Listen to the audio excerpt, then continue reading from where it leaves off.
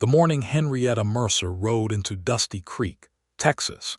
She did it with her chin raised and her dark hair loose beneath a wide-brimmed hat that had seen better days, and every man on the main street stopped what he was doing just to stare at the audacity of her arrival. It was the spring of 1878, and Dusty Creek was the kind of town that had grown up fast and mean along the cattle trail, a collection of sun-bleached timber buildings, a saloon with a warped piano that played 3 days a week, a general store that doubled as the post office, and a livery stable that smelled like ambition and horse sweat. The railroad had come within 30 miles of the town 2 years prior, and that proximity had made certain men very rich and certain others very desperate. It was not a gentle place, but it was a real one, and Henrietta Mercer had spent enough of her life in gentle places to know she preferred the real ones. She was 23 years old, with dark eyes that caught everything and gave back very little until she decided you were worth something. And she had ridden alone from the town of Abilene, Kansas, over the course of 9 days with 2 saddle bags, a rifle she could use with reasonable accuracy, and a letter from her uncle that told her a small piece of land along Sweetwater Creek had been left to her by her father's estate. Her father, Thomas Mercer, had died of a fever the previous autumn, and among his modest possessions had been the deed to 40 acres of dry Texas soil that nobody had ever thought worth mentioning until the lawyers got involved. Henrietta had thought worth mentioning it. She had thought worth mentioning it considerably. The land was hers and she intended to keep it, work it, and make it into something that would have made her father proud, even if it killed her. Her mother had been dead since Henrietta was 12, and she had been raised between her father's cattle trading business and the pragmatic school of hard knocks that comes with being a woman who refuses to pretend she is less capable than she is. She could rope a calf, read a ledger, bake passable bread, and ride a horse with the kind of loose, instinctive ease that most people spend years trying to achieve and still fall short of. She hitched her mare, a bay quarter horse she called Fable, outside the general store and pushed through the door with the bell above it jangling like it had personal opinions about her entrance. The man behind the counter was stout and pink-faced with a mustache that appeared to be doing most of the emotional heavy lifting for his otherwise bland expression. His name, she would learn, was Gerald Potts, and he ran the general store, the post office, and a quiet side business of knowing everybody's affairs before they knew them themselves. "Good morning," she said, pulling off her gloves and slapping them against her thigh. "I am looking for the land office, and I would appreciate directions that do not involve you telling me first why a woman ought not to be traveling alone." Gerald Potts blinked. "Land office is 2 doors down," he said, "and I was not going to say any such thing." "Good," she said. "I will also need salt, dried beans, cornmeal, and if you have it, some proper coffee. The real kind, not the chicory nonsense."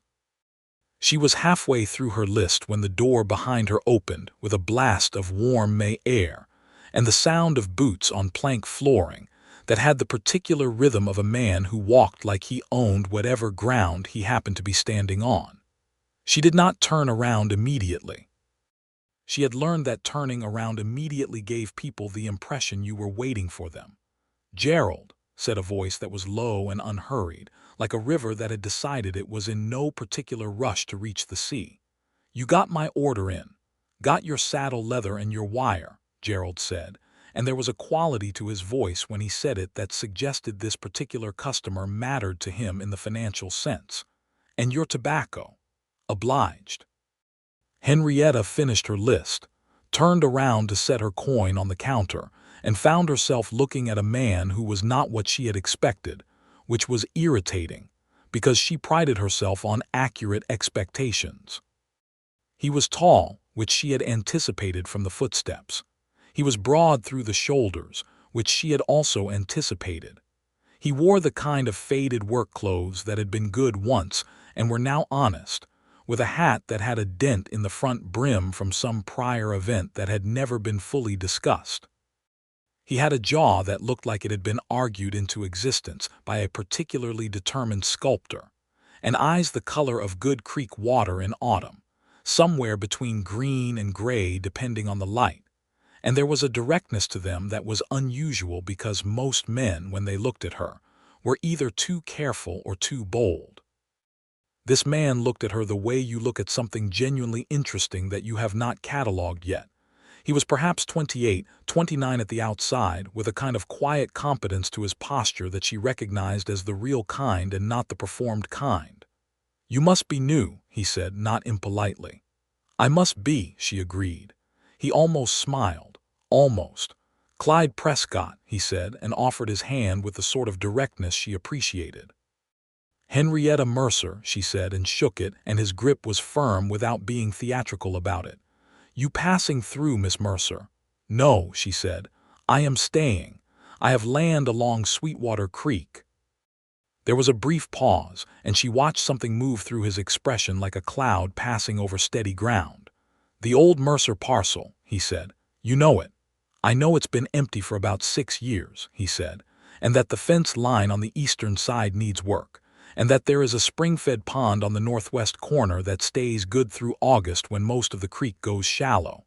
She looked at him with the full weight of her attention. "You seem to know a good deal about my land."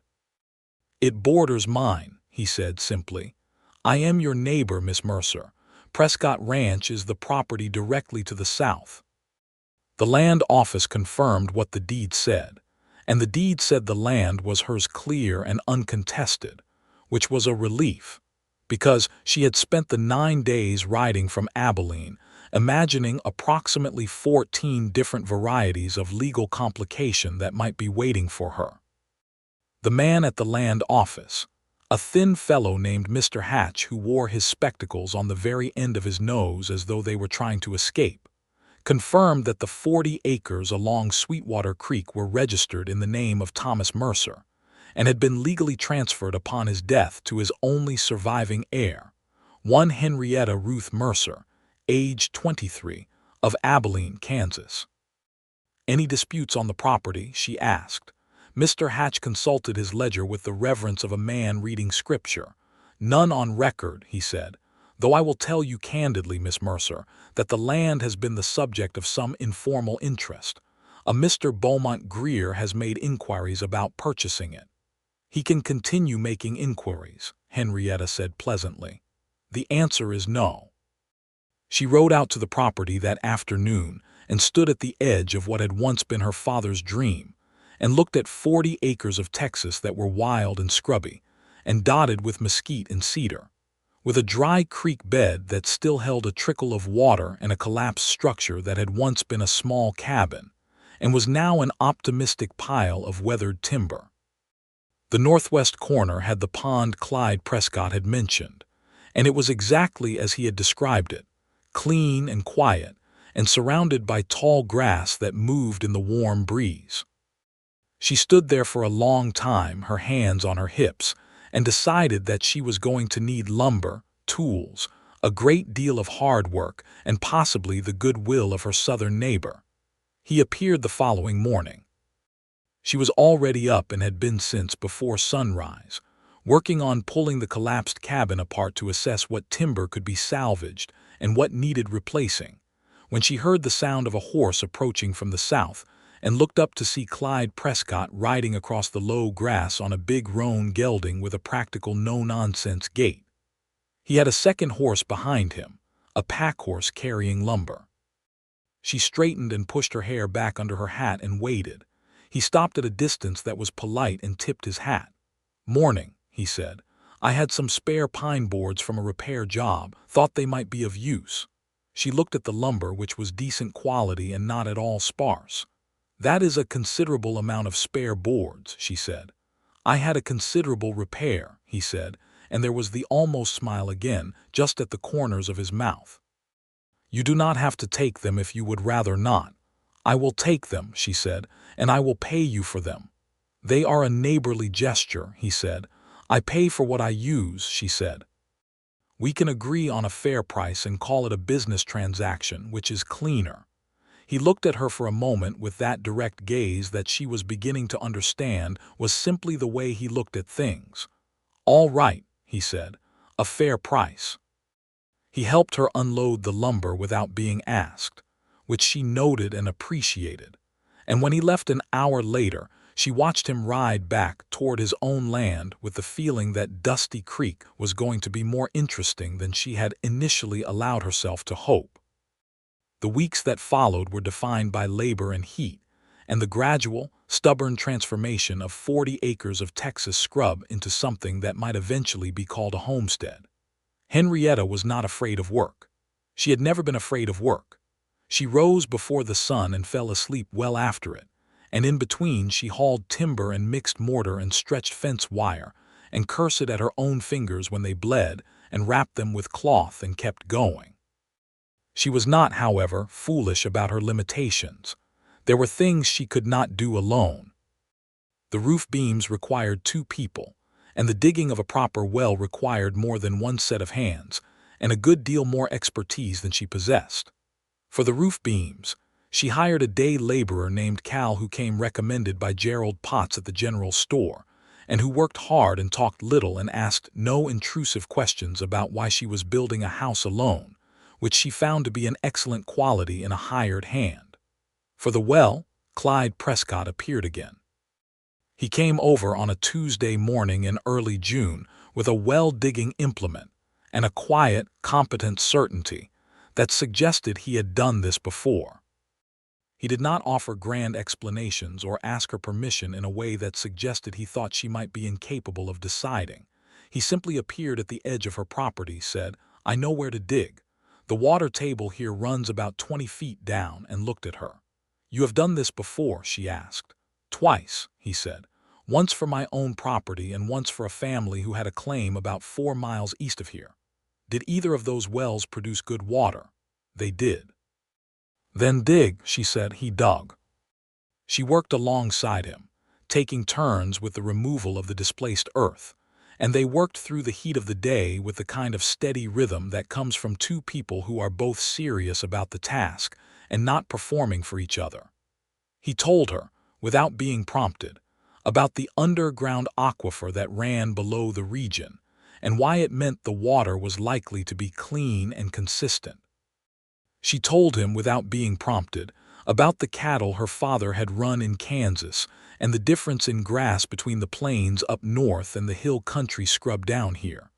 "You know cattle?" he asked, shoveling a load of earth out of the growing hole. "I know cattle," she said. "My father ran a small herd. I helped with everything from branding to driving. Not a big operation, but a thorough one. I run about 200 head," he said. "Longhorns mostly, thinking of crossing with Herefords for better beef weight." She considered this seriously. "The Hereford cross has been doing well for some producers up in Kansas," she said. "Better at putting on weight in the heat than pure Longhorns from what I read in the agricultural reports." He stopped digging and looked up at her with an expression that was new, something between surprise and genuine interest. "You read agricultural reports?" "I read everything I can get my hands on," she said. "There is not a great deal else to do in the evenings." They talked about cattle for the rest of the afternoon, and found that they agreed on most things and disagreed pleasantly on a few. And by the time the well hit water at 19 feet and Clyde pulled himself out of the hole with dirty hands and a quiet look of satisfaction, Henrietta realized that she had laughed 3 times without noticing, which was more than she was accustomed to in a single day. "Thank you," she said, and she meant it in the full, unqualified way that she rarely let herself mean things. He looked at her directly. "You are a good worker," he said. "Better than most men I have dug with." "I will not argue with that," she said. He laughed, and it was a good sound, warm and unguarded, and it surprised her because until that moment she had thought of him as a man who smiled rarely and laughed almost never. The laughter suited him. The first time she heard about the race, she was sitting in the saloon, which she had discovered early on served decent enough coffee in the mornings before the drinking crowd arrived, and which had a table by the window where she could work on her property ledgers without being bothered.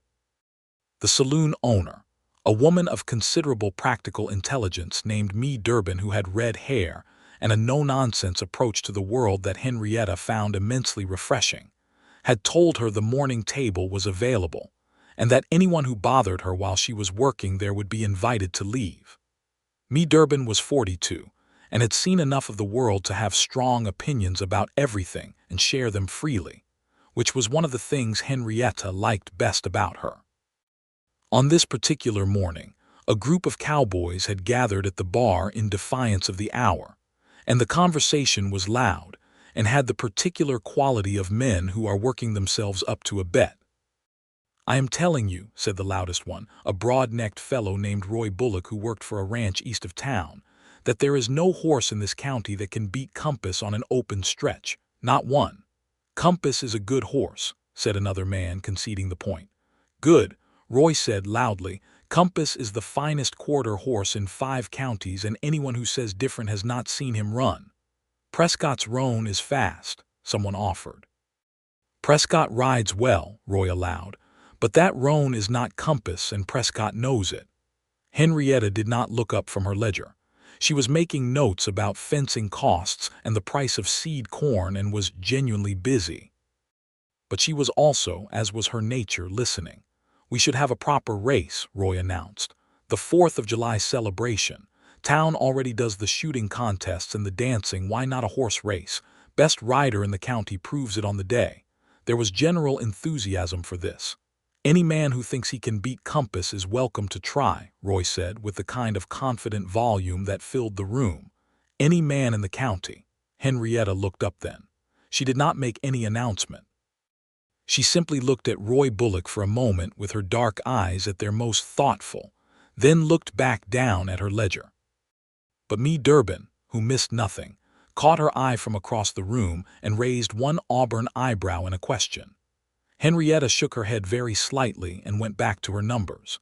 She spent the next 2 weeks thinking about Fable.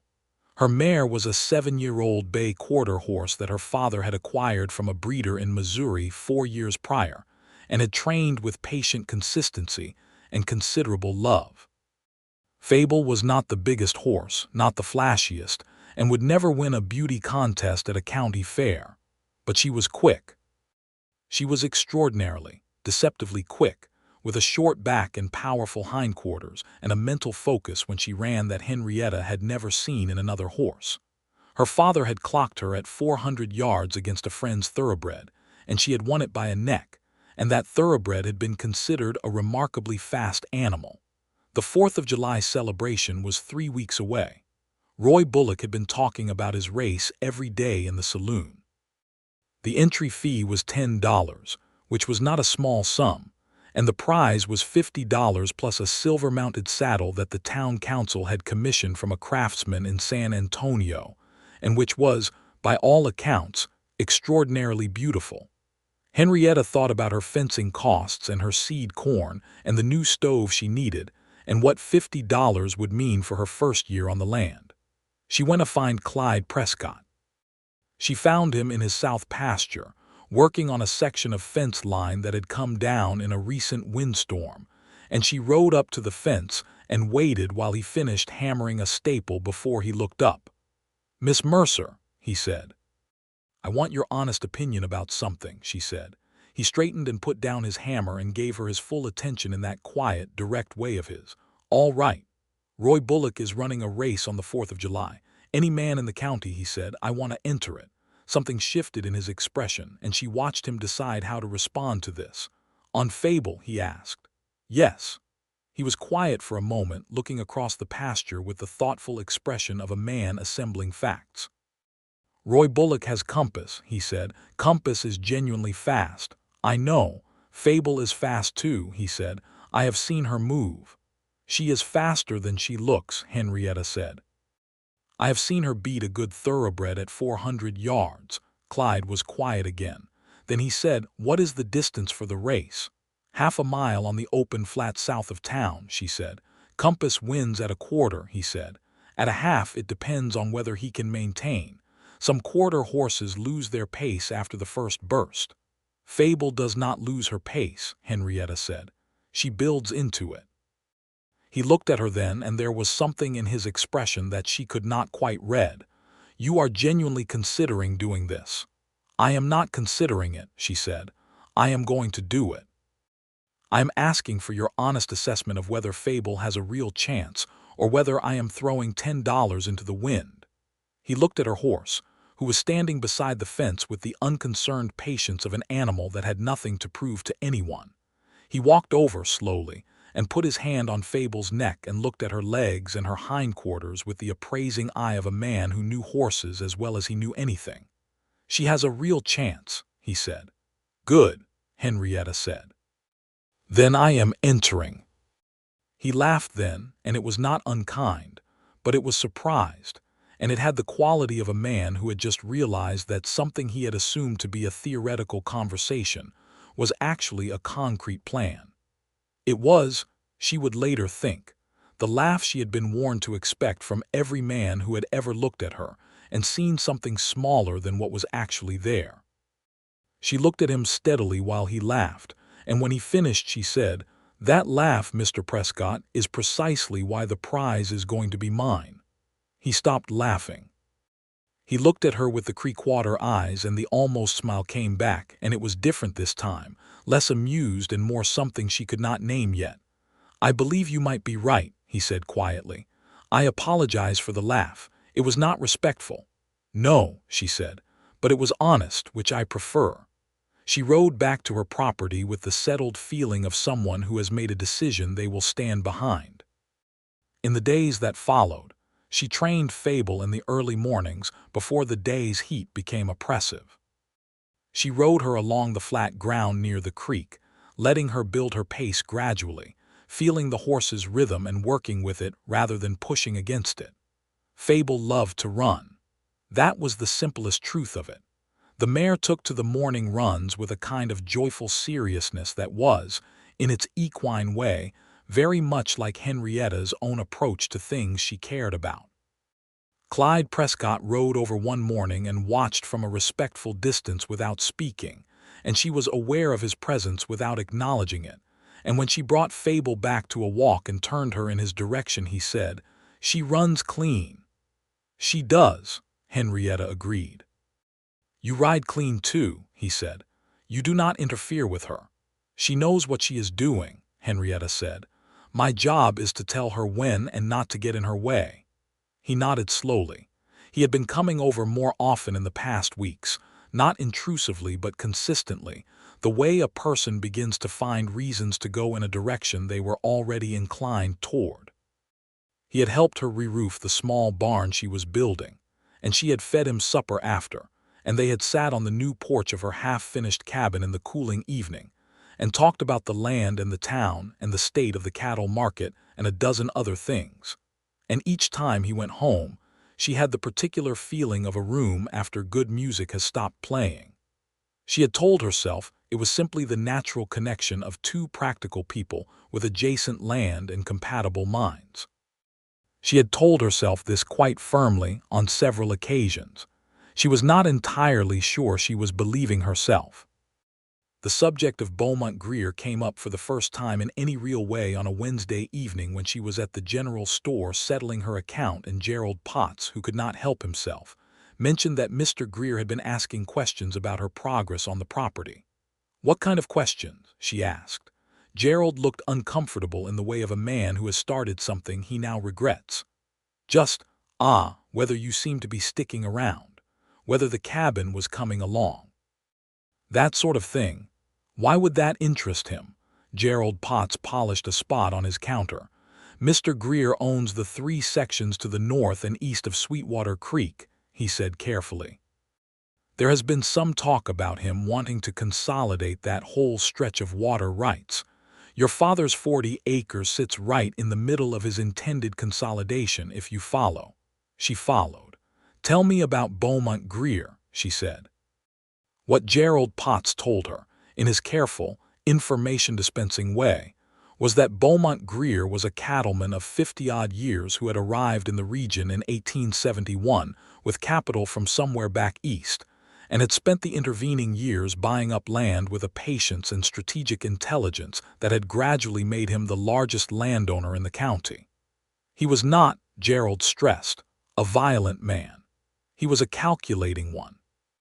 He operated through lawyers and through economics, through the slow application of pressure that made situations uncomfortable rather than dangerous. He is not the sort who makes threats, Gerald said. He is the sort who makes your water dry up or your market close or your credit disappear. Henrietta absorbed this. Has he approached anyone else about selling? The Hendersons, east of the creek. They sold 2 years ago. The widow Farrow, who had 20 acres above the spring. She sold last year after her well went sour. Her well went sour, Henrietta repeated. Gerald said nothing. She told Clyde Prescott about this conversation the following day when he came over to help her stretch the last of the fence wire along the eastern boundary. He listened without interrupting, his hand steady on the wire, and when she finished he was quiet for a moment. Greer has been looking at my southern pasture too, he said. He sent a man to offer me a price last spring. I told him the ranch was not for sale. What happened? Nothing yet, Clyde said, but he is patient. I will give him that. He cannot have my water rights, Henrietta said. Those 40 acres are the reason my spring-fed pond stays full. Without that parcel in the mix, whoever controls the land upstream can dry up everything below it. I know, Clyde said. He looked at her then, and the Creekwater eyes were very direct. I want you to know that I am not going anywhere either. Whatever Greer does, whatever pressure he applies, Prescott Ranch is not moving. She looked at him for a moment. I never thought it was, she said. Good, he said.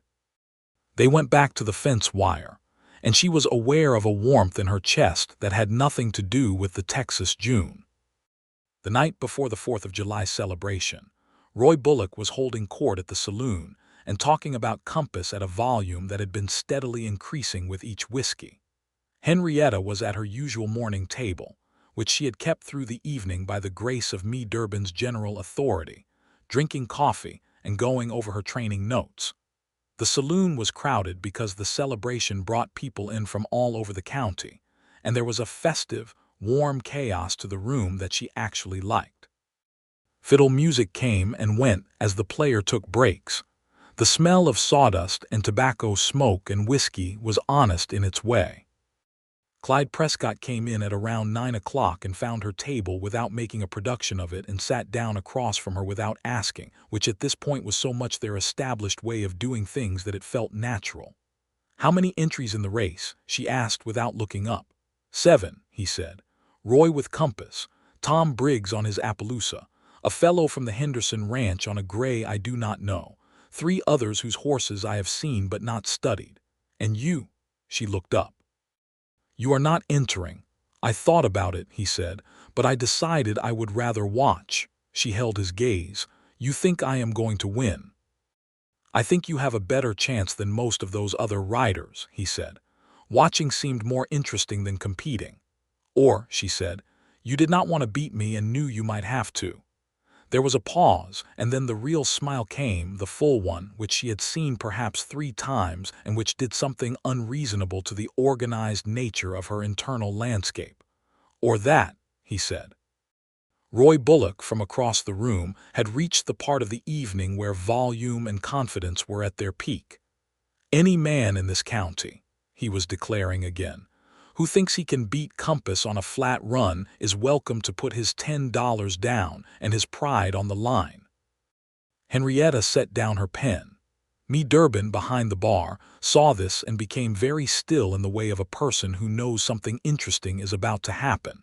Henrietta stood up, straightened her jacket, and walked across the room to where Roy Bullock stood surrounded by his admirers. Roy was a large man, red-faced with the heat and the whiskey, and he looked down at her with the expression of a man encountering a minor surprise. Any man in the county, she said pleasantly, or did you perhaps mean any person?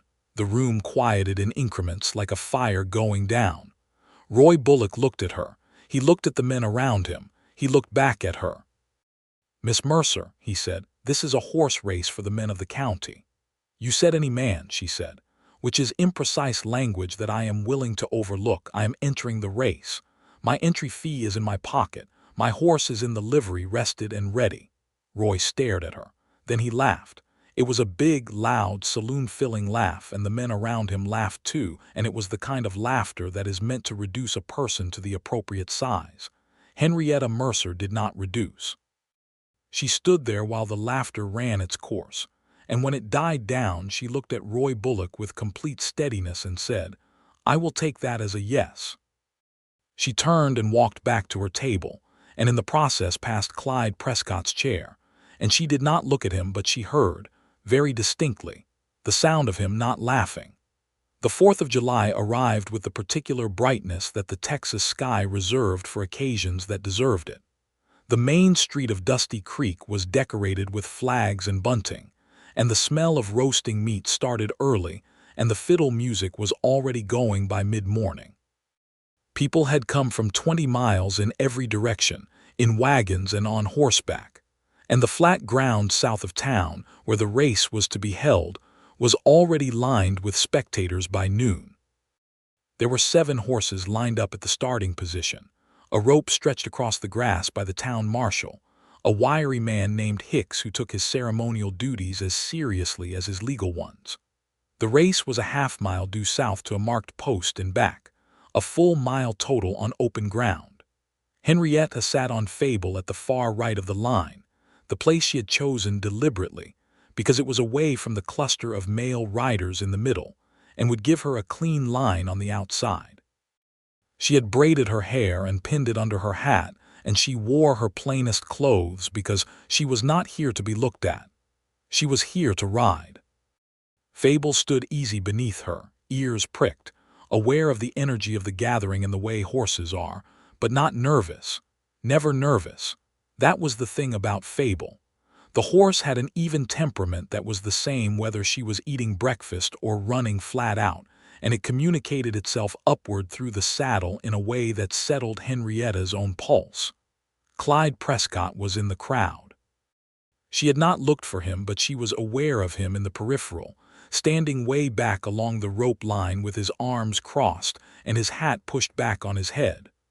Roy Bullock was on Compass in the center of the line, and Compass was, she had to admit, a magnificent animal. A dark bay with white socks and a deep chest, and the ready-coiled tension of a horse that knows what the starting gun means and is already mentally running. Tom Briggs on the Appaloosa caught her eye from 2 horses down and gave her a nod that was courteous and nothing more, which she appreciated. Marshal Hicks raised his pistol. The crowd went quiet. Henrietta put her hands low on Fable's neck, settling into the deep, still place she went in her mind before anything that mattered. The shot cracked across the morning.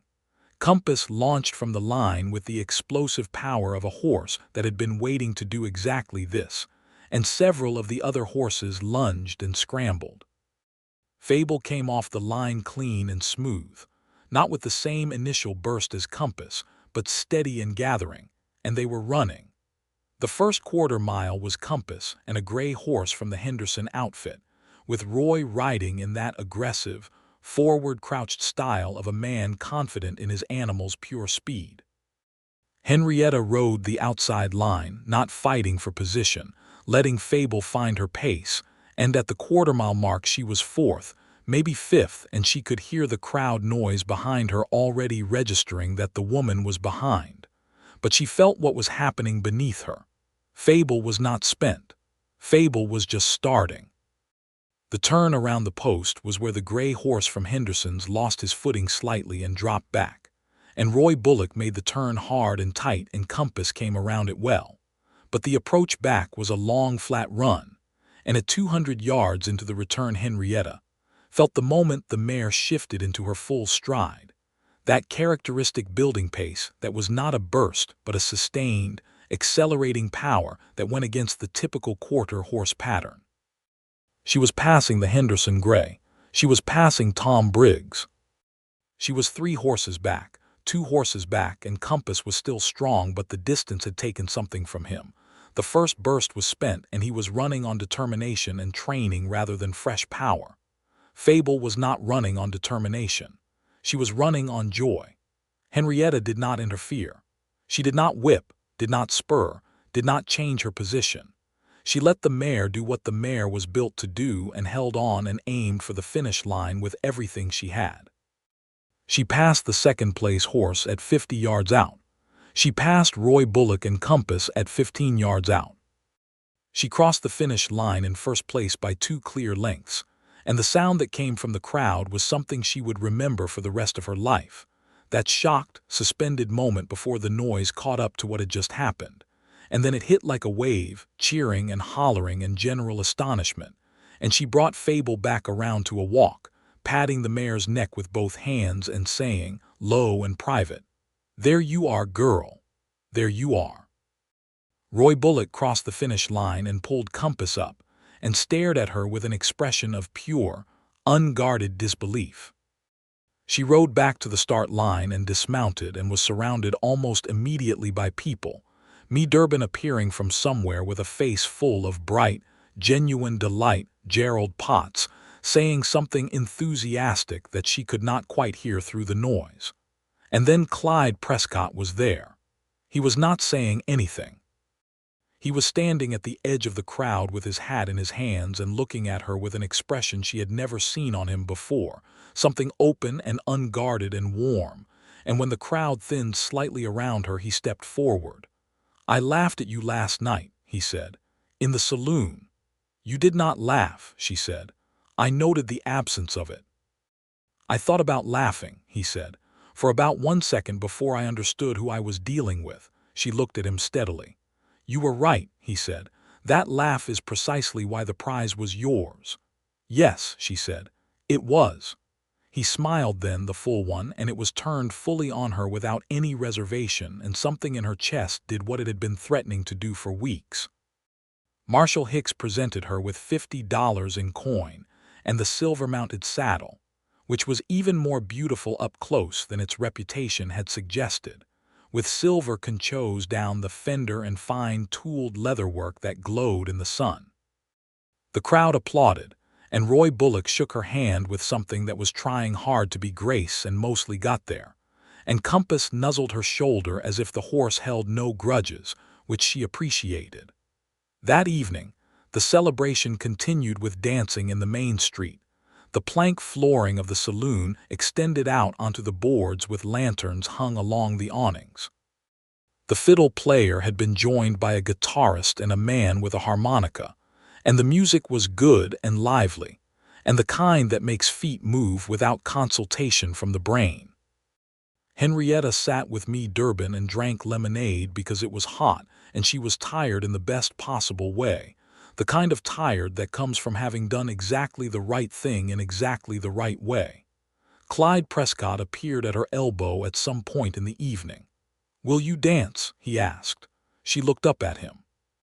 He had changed his shirt, she noticed, from the work shirt to a clean blue one that made his eyes look more green than gray, and he had done something with his hair that suggested thought had been applied to the matter. "I dance adequately," she said. "That is more than enough," he said. She put her hand in his and they went out onto the boards where other couples were already moving, and she found that he danced better than adequately, with the same quality of attention he brought to everything else, present and steady and not trying to lead her anywhere she did not want to go. "You should have entered the race," she said, while they were dancing. "I told you," he said. "Watching was more interesting." "You would have been competition," she said. "Real competition." "So would you have been," he said. "And you did not need it. You were better than all of them anyway." She looked up at him this close with the lantern light between them and the fiddle music turning in the warm evening air.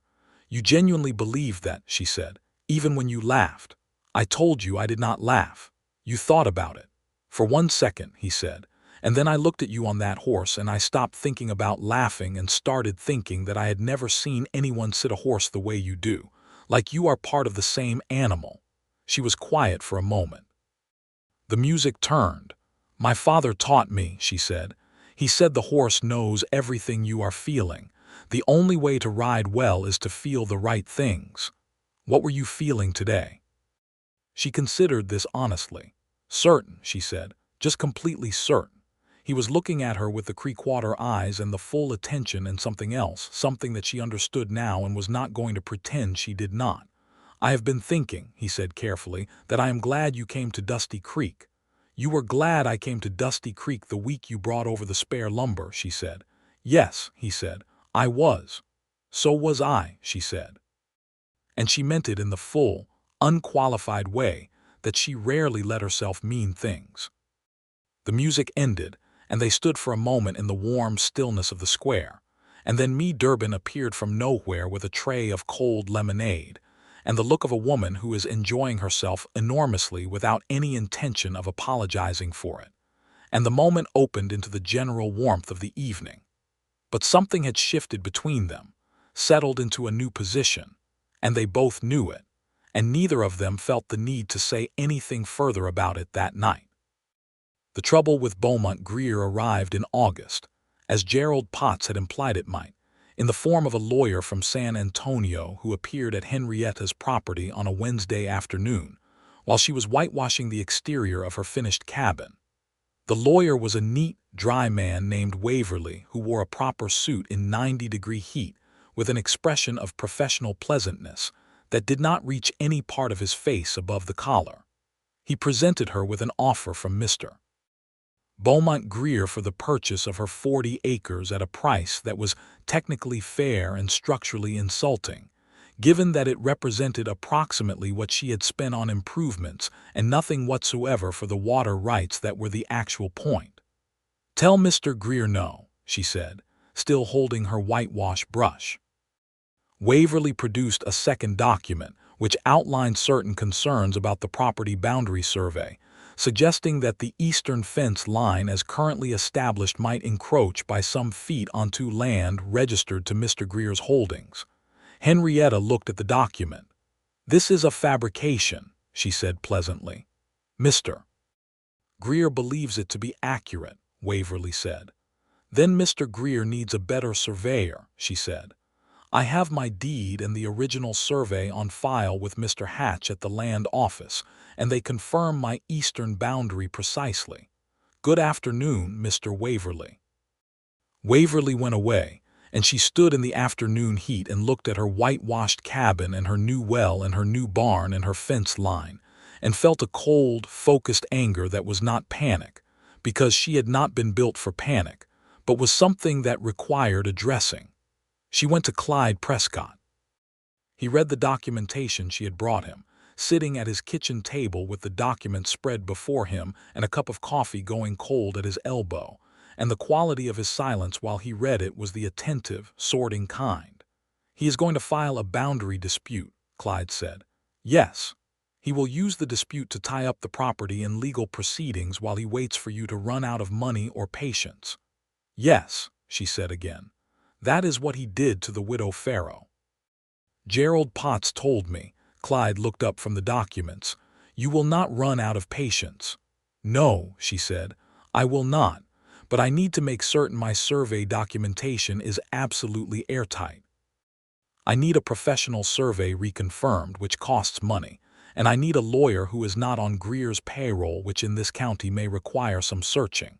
Clyde was quiet for a moment.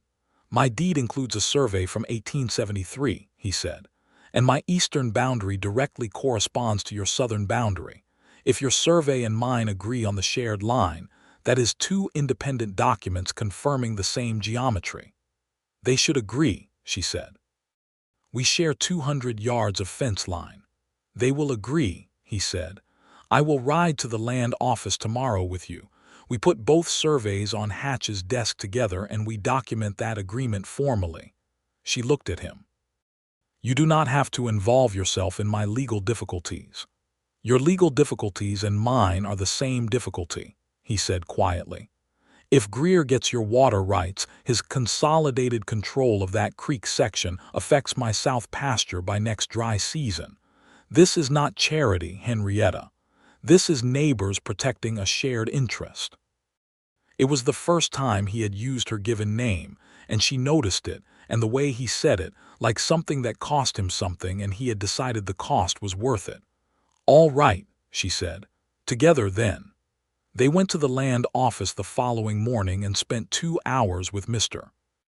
Hatch, and both surveys laid flat on his desk, and the shared boundary was exactly as Clyde had said it would be, precisely documented and absolutely clear. Mr. Hatch, who was a man of professional integrity when the chips were actually down, agreed to formally record the correspondence of the 2 surveys in the county register, which created a legal record that would be considerably difficult to argue against in any boundary dispute proceeding. On the way out of the land office, Henrietta stopped on the wooden boardwalk and turned to Clyde with the morning sun behind her and said, "Thank you, genuinely." "You have said that before," he said. "I mean it every time," she said. He was standing very close, closer than their usual practical distance, and the morning was bright and the street was busy around them, and none of that seemed particularly relevant. "I want to ask you something," he said, with the particular quality of a man who has thought about this considerably and arrived at the asking only after ruling out all the alternatives. "Then ask it," she said. "Would you come to supper at my ranch on Saturday?" he said. "Not as a neighbor." "As a person I want to spend the evening with." She looked at him. "Not as a neighbor," she repeated. "No," he said. "As a person you want to spend the evening with." "Yes," he said. There was no equivocation in it and no retreat, and she found she was very glad of that. "I will come to supper on Saturday," she said. The smile came, the full one, and she had the thought, not for the first time, that it was one of the best things she had seen in recent memory. The supper was a good one. He had cooked it himself, which she had not entirely expected, and it was a beef stew with good corn bread and coffee that was exactly as strong as coffee should be. His house was clean and organized in the way of a man who does not have guests often, but maintains things for his own reasons rather than for appearances, which she respected.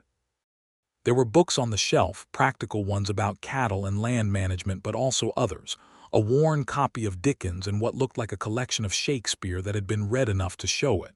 "You read Shakespeare," she said, looking at the shelf. "My mother gave me that," he said, from the kitchen. "She thought a man ought to know his letters and then know more than just his letters." "She was right," Henrietta said. "She was almost always right," he said. "She died 4 years ago. My father before her. I have been running this ranch alone since then." She sat down at the table and looked at the room that was his and thought about what it meant to build something alone, to maintain it and believe in it and get up every morning for it without the particular fuel of having someone else who cared whether you succeeded or not. "I know what that is," she said when he came in with the stew. He sat across from her and looked at her. "I know you do," he said. They ate and talked, and it was different from the other evenings they had spent together, warmer and more deliberate, with a quality of intention to it that had not been quite there before. She told him about growing up with her father, about learning to read cattle markets alongside learning to read books, about the particular freedom and particular loneliness of being raised to be competent in a world that was not always sure what to do with a competent woman. He told her about his father, who had been a fair man but a hard one, who had taught him that land was the only honest investment and silence was usually better than speech, and a man's word was the only currency that really counted. "He was not wrong," she said. "He was not wrong," Clyde agreed. "He was just not very easy to know. I have spent some time wondering if I am the same way." She looked at him across the table. "You are not easy to know quickly," she said, "but you are easy to know truly. That is a better quality." He was quiet for a moment. The lamp between them was warm and the night outside was full of crickets and the occasional distant call of a night bird. "I want to tell you something," he said. "Tell me," she said. "I have been looking for a reason to ride over to your property every morning since you got here," he said. "Some days there was a reason and some days I invented one. The lumber was real. The well was real. But some days I invented things." She looked at him with the full weight of her attention and felt something in her chest that was not calm at all and was also entirely right. "I know," she said. "You knew." "Clyde," she said. "I am a perceptive person." He laughed, and then she laughed, and then he reached across the table and took her hand in both of his, carefully and completely, and looked at her with the creek-water eyes in the lamplight. "I am not a man who says things he does not mean," he said. "I know that too," she said. "Then I want you to hear this the way I mean it," he said. "I think you are the most remarkable person I have ever met. I think that from the first morning you walked into Gerald Potts' store and would not let him tell you what to do. And I think it every morning when I get up and know you are working on your land across the fence line. And I think it when I watch you ride, and when you talk about agricultural reports, and when you stand in front of lawyers and do not blink. I am in considerable trouble about you, Henrietta Mercer, and I have stopped trying to be sensible about it." The table was between them, and the lamplight was between them, and the crickets were still going outside, and she looked at him for a long, steady moment, and felt every sensible argument she might have made dissolve into the warm evening like it had never existed. "I have also stopped trying to be sensible about it," she said. He came around the table. She stood up. There was a moment that was not quiet at all in the internal sense, and then he kissed her, and it was like the best conversations they had had, unhurried and direct and entirely honest, and she put her hands against his chest and kissed him back with the complete, unguarded sincerity of someone who has decided. They stood in the lamplight in his clean kitchen with the stew going cold on the table, and neither of them suggested that any of this was anything other than exactly what it was. The legal challenge from Beaumont Greer came through in September, a formal filing with the county land court claiming a boundary dispute on Henrietta's eastern line. It was, as anticipated, the opening move in a patience-dependent strategy, and Henrietta had anticipated it and prepared for it. She and Clyde had found a lawyer.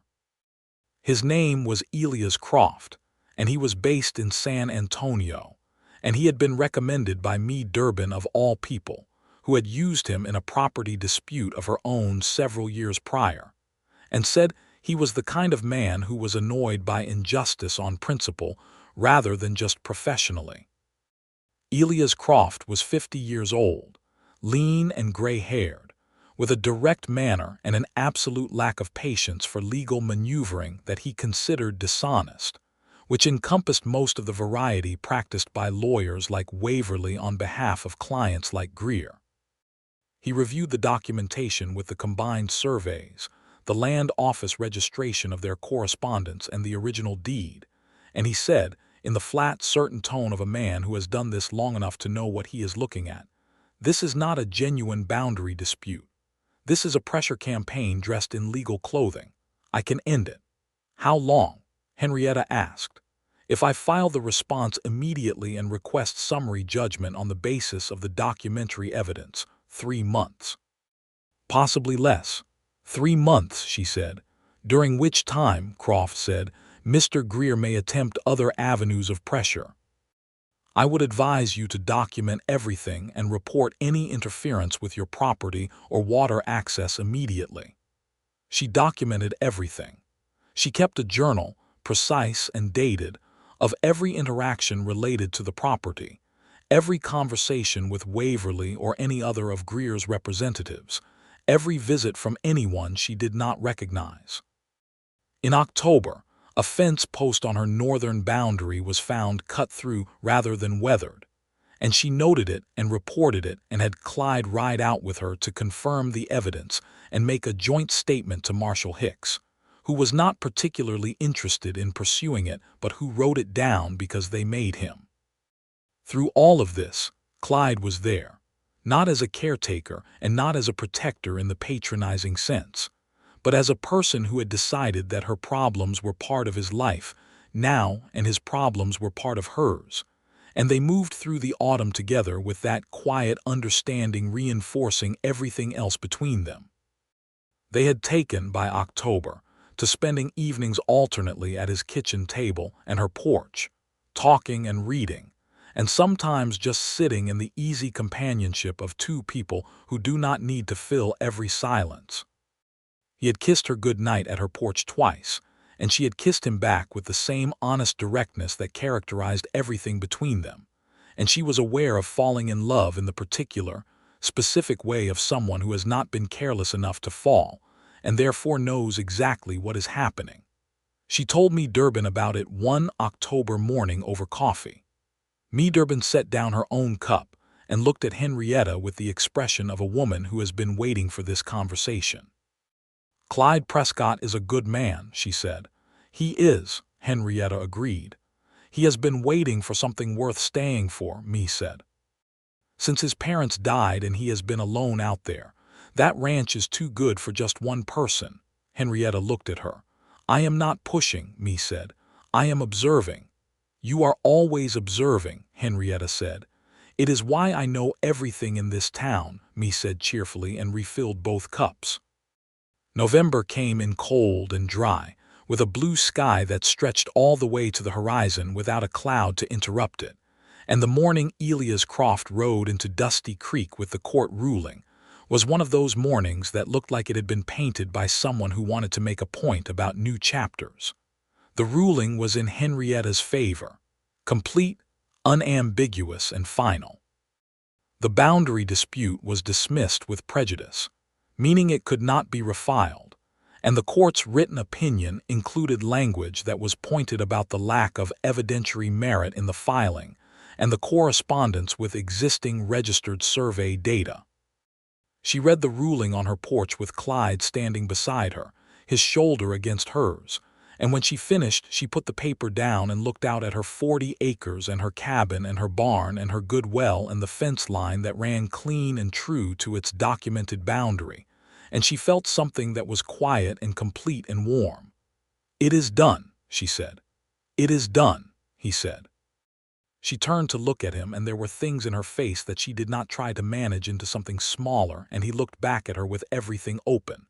"Beaumont Greer is not going to give up," she said honestly. "No," he said, "he is going to try something else eventually. I know. But today," he said, "the ruling is in your favor and your land is yours, and I would like to take you somewhere." She looked at him. "Where?" "Somewhere I want to show you," he said. "Will you trust me?"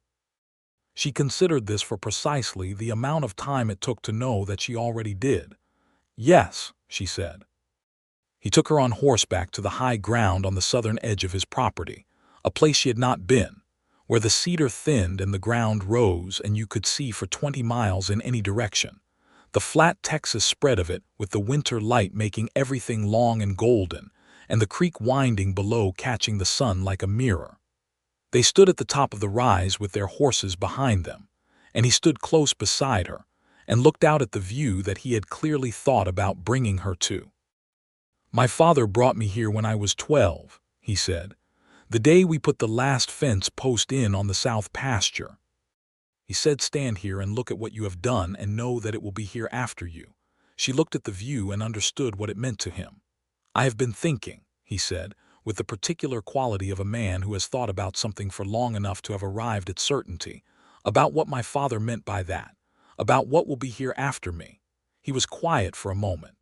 "I have been thinking that the land means more when there is someone to share it with, someone to stand on this rise with." She looked at him. "I am not good at speeches," he said. "I know," she said. "You do not need speeches." He reached into his jacket and produced a ring that was simple and clean, a gold band with a single small stone that caught the winter light, and she recognized it as something old, a family piece, worn at the edges. "My mother's," he said. "She left it for when I found a reason." Henrietta looked at the ring and then at him and felt something shift in the deep, foundational way of a thing that has been building for months finding its final, settled form. "Henrietta Ruth Mercer," he said, "I am asking you to marry me. Not because it is practical, though it is. Not because our land borders each other's, though it does. Because you are the person I want standing on this rise with me. Because you are brave and honest and you ride like you were born to it, and you will not let any man talk you out of what you know is right. And because I have not been this sure of anything since my father put in the last fence post and told me to look at what I had made." She was looking at him in the winter light with 20 miles of Texas spread out behind her, and every part of her that was practical and self-sufficient and proud had nothing to say against any of it because it was all true and she knew it and she loved him and she was finished pretending she did not. Yes, she said. It was simple and complete and she meant it entirely. He put the ring on her finger and she put both her hands against his face and kissed him properly for the first time outside the warm interior of his kitchen, in the cold, bright air of the high ground with the view stretching 20 miles and the horses patient behind them, and it was everything that it should have been. They were married in December in the Dusty Creek Church, which was a modest building that had been painted white the previous summer and still smelled faintly of the effort. Mee Durbin stood beside Henrietta as her witness, in a dress that was a remarkable shade of blue, and Gerald Potts stood beside Clyde looking surprised to have been asked and thoroughly pleased about it. The Reverend was a compact man named Brother Henry who had an efficient approach to ceremonies that Henrietta appreciated. The town showed up, which she had not entirely expected.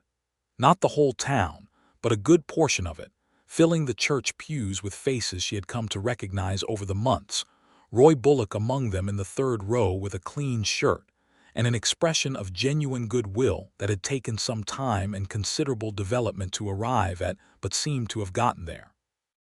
Tom Briggs from the race, several of the ranching families from outside town, the Hendersons who had sold to Greer and now regretted it sat in the back row with quiet, observant faces, Marshall Hicks, the day laborer Cal who had helped with her roof beams and who had come in clean overalls with his hat pressed flat by his hands in front of him. Elias Croft had sent a letter from San Antonio with congratulations and a brief note reminding her that he was available should Greer's interest reemerge, which was the most romantic thing a lawyer had ever contributed to a wedding. They stood in front of Brother Henry and said the words with the same directness they brought to everything, and when Clyde put her father's ring fully on her finger and said, "I do," she heard it land in the full, certain way of a man who does not say things he does not mean, and she said, "I do," back with all of herself in it. Mee Durbin cried, which she did so efficiently and without apology that it seemed like an impressive organizational achievement. The celebration afterward was at the saloon, which Mee had decorated with cedar branches and ribbons in the week prior, and there was food and music, and the general warmth of a community that had room for something worth celebrating. Clyde danced with her, and he was still good at it, and she was still adequate, and they were well matched in the dancing the way they were well matched in everything, each working with the other rather than against. Late in the evening, when the fiddle had slowed and some of the guests had drifted home and the lanterns were burning low, she stood with him on the boardwalk outside with the December cold sharp and clean around them and the stars very bright. "Mrs. Prescott," he said, trying it out. "I am keeping Mercer," she said. He looked at her. "Henrietta Prescott Mercer," she said. "Both, it is important." He thought about this for one moment and then said, "That is exactly right," in the tone of a man who means exactly what he says, and she loved him for it with the uncomplicated completeness that she had come to understand was just going to be the permanent condition of things now. They moved into his house, which had more space, and she brought her things and her silver saddle, which went on a purpose-built rack that he put up in the barn without being asked, and her books, and her father's old cattle records that she kept in a box, and Fable, who went into the Prescott Ranch stables as if she had always been there. The first months of their marriage were a particular kind of revelation. Not that they had been wrong about each other, because they had not been, but that living together daily confirmed the best guesses about compatibility and added dimensions that proximity reveals and distance cannot. He was patient and principled and unexpectedly funny in a dry, understated way that surfaced regularly in private and never for performance.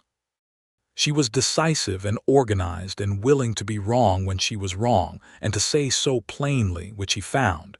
She learned from watching his face, a quality he had not known he was waiting to encounter. They worked the land together.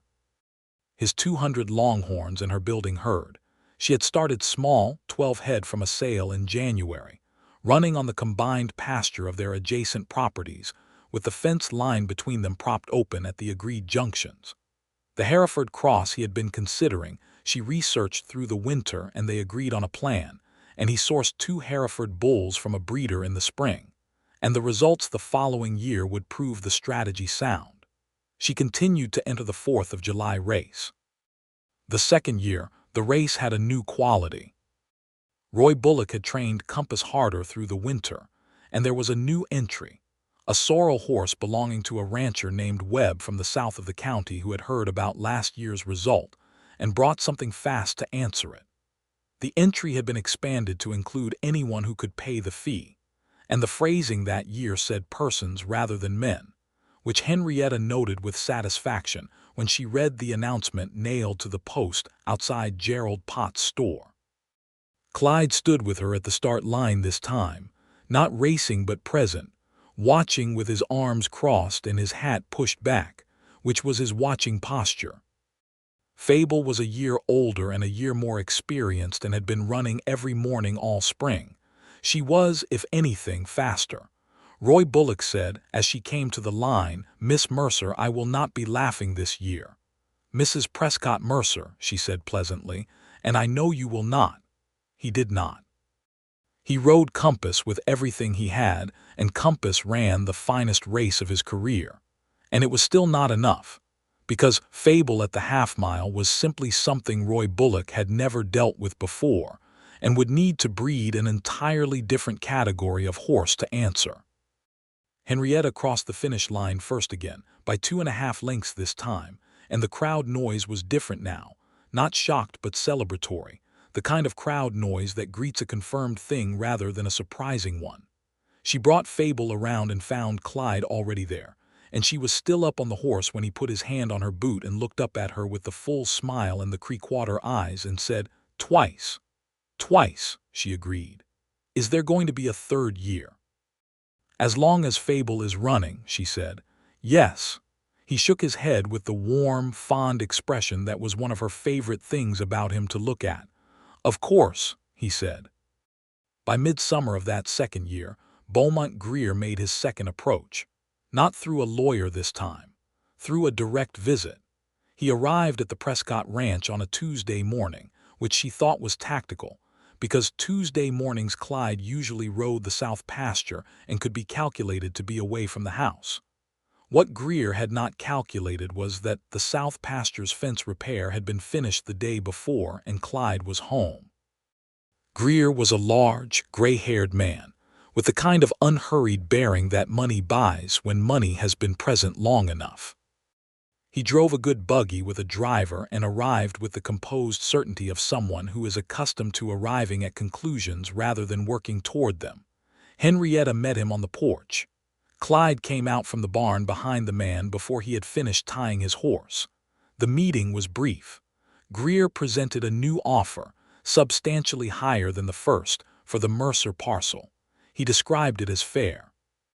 He described the alternative, which was the suggestion that the consolidated water management of the creek could be arranged in ways that affected downstream properties, as something he was simply noting as a fact rather than a threat. Henrietta said no. Clyde said from beside her, in a tone that was quiet and completely certain, "Mr. Greer, my wife's answer is no. My answer about the south pasture, in case you were planning to circle back to it, is also no. Our properties are not for sale. Our water rights are not negotiable.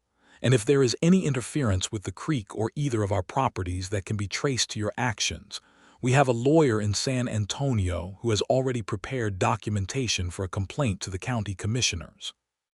"Good day." Greer looked at them both for a long moment with the weighing expression of a man recalculating. Then he nodded once, got back into his buggy and left. He did not come back.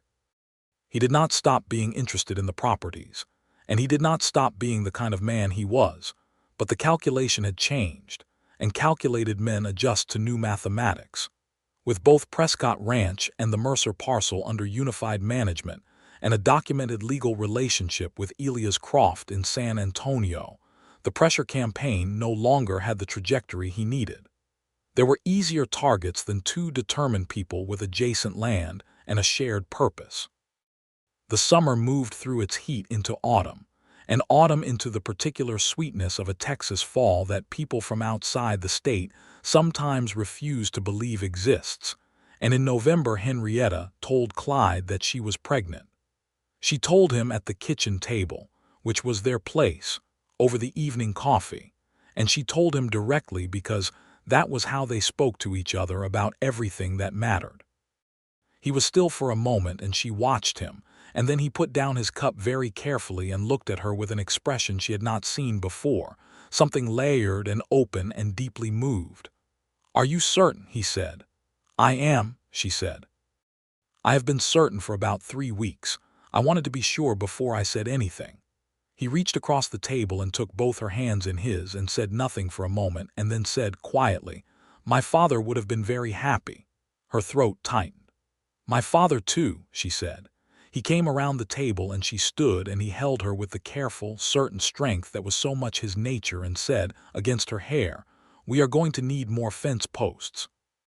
She laughed, surprised out of the emotion. "What does that have to do with anything? The south pasture will need to be properly secured before spring," he said, "and the barn will need a hay loft extension. And I have been thinking about building a second room onto the house since February." She pulled back to look at him. "You have been thinking about building a second room since February?" The full smile came. "I am a man who plans ahead," he said. "The winter was good, cold enough to remind you of it but not punishing, and they built the room together over the course of December and January, doing the work on clear days and sitting by the fire on the cold ones with books and coffee, and the conversations that were by now so completely natural that they flowed without architecture. From cattle prices to ranch plans to the names they were considering, and back to cattle prices, without any of it feeling like separate topics. She wanted to call a boy William for her father, whose middle name it had been. He wanted to call a girl something that was not his mother's name, Clara, because Clara Prescott had been a particular woman and deserved her own name rather than a memorial one. She would agree, he said. She would say let the child be herself. Henrietta agreed with the logic and liked the spirit of it. Their son was born in May, on a morning that was warm and clear in the way of early Texas summer, and he arrived without particular drama, healthy and loud, with a quality of outraged announcement that Me Durbin, who was there, said meant he had inherited his mother's opinions. They named him William Thomas Prescott Mercer, for Henrietta's father Thomas and his middle name William, and for the Prescott line that would run through him and the Mercer line that would run alongside it. Clyde held his son on the porch in the evening of the day he was born, in the cooling air with the last light going pink across the pasture, and Henrietta watched from the doorway, leaning against the frame with the particular tiredness of a woman who has done something enormous and knows it and is well pleased about it. "He has your jaw," she said. Clyde looked up from the small face in his arms. "He has your expression," he said. "Already. That look you get when you have decided something." "He was born 10 days ahead of schedule," she said. He had decided. He laughed softly, not to wake the sleeping baby, and looked back down at William Thomas with the expression she had seen for the first time that night at the kitchen table and had been cataloging ever since, the one that was deep and unguarded and wholly his. The ranch grew. It grew with the steady, honest kind of growth that is not spectacular, and does not make news, but builds something real year by year. Their herd increased, the Hereford cross proving its worth in the beef market, and their combined knowledge and shared management making the operation more efficient than either had been separately. They hired a hand named Pedro Martinez, a quiet, skillful man of 22 who had come up from Mexico and knew more about cattle in dry country than most men twice his age, and he became in time a fixture of the ranch, trusted and valued. Henrietta continued with the race for 5 years running. Each year she won. Each year the competition was a little more serious, word having traveled that the woman on the bay mare from Sweetwater Creek was not competing for show, and each year Fable answered whatever was brought against her, with the same joyful, building stride that was simply faster at the half-mile than anything they put on the line against her. In the 5th year, Roy Bullock brought a horse specifically bred over the previous 2 years for the distance and the competition, a gray gelding that he had purchased from a horseman in Fort Worth at considerable expense, and it was the closest race they had. The gray was genuinely fast and did not fade the way Compass had, and at the final 50 yards the two horses were level and the crowd noise was enormous. Fable won by a neck. Henrietta brought her around to where Clyde was standing with William on his shoulders, the boy 4 years old now and vibrating with excitement, and she came down off the horse, and William launched himself from his father's shoulders into her arms with complete confidence that she would catch him, which she did.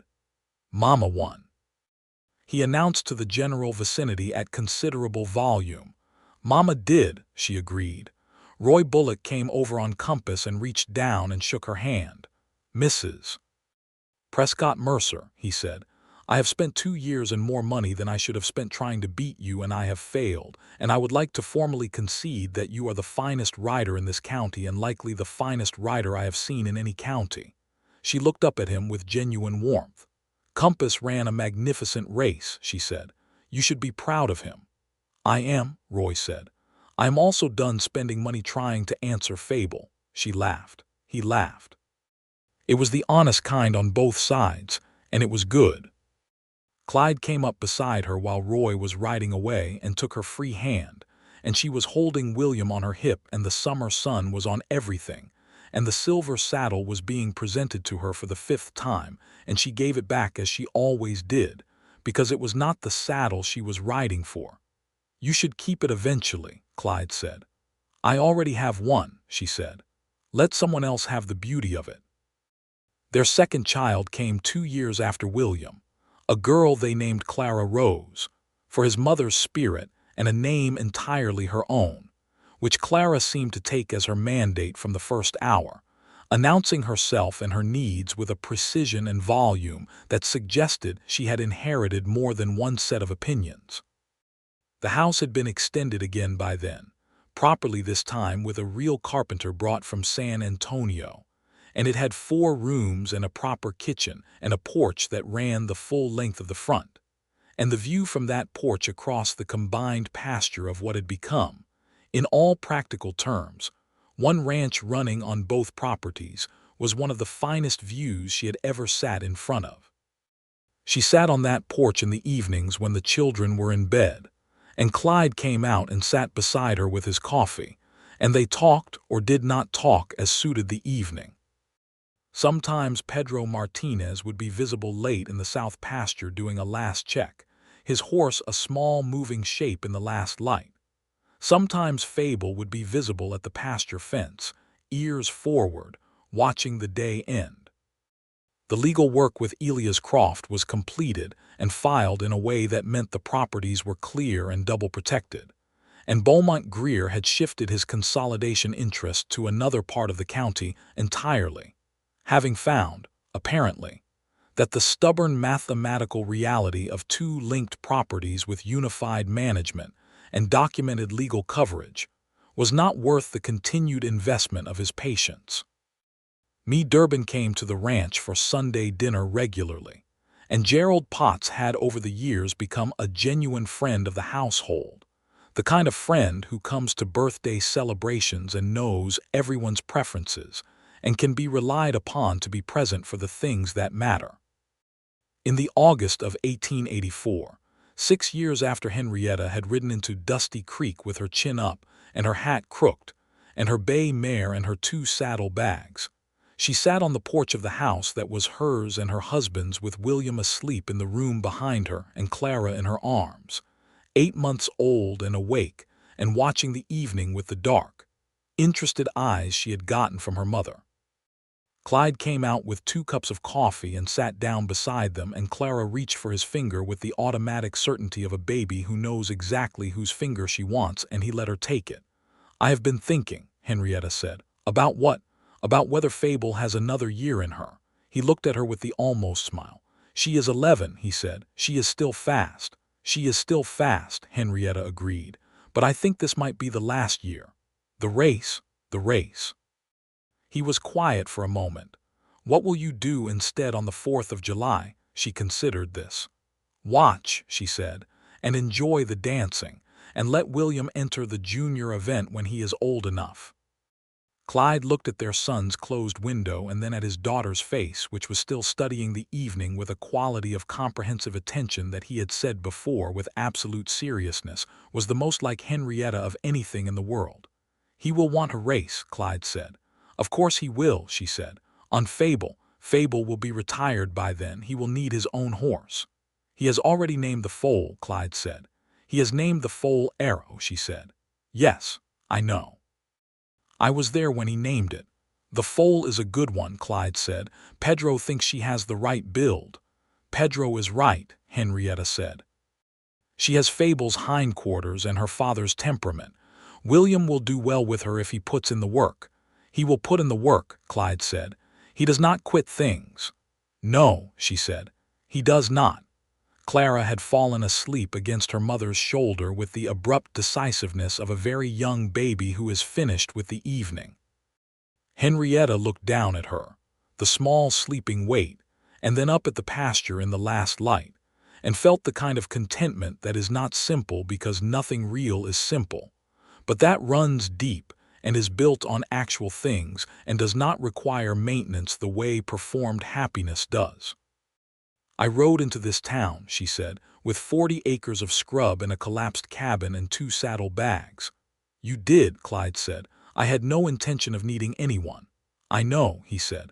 I was wrong about that part, she said. He was quiet for a moment and she could feel the warmth of him beside her in the cooling evening, steady as the land. I was waiting for something, he said. I did not know what. I thought perhaps I would manage without it. But then I walked into Gerald Potts' store.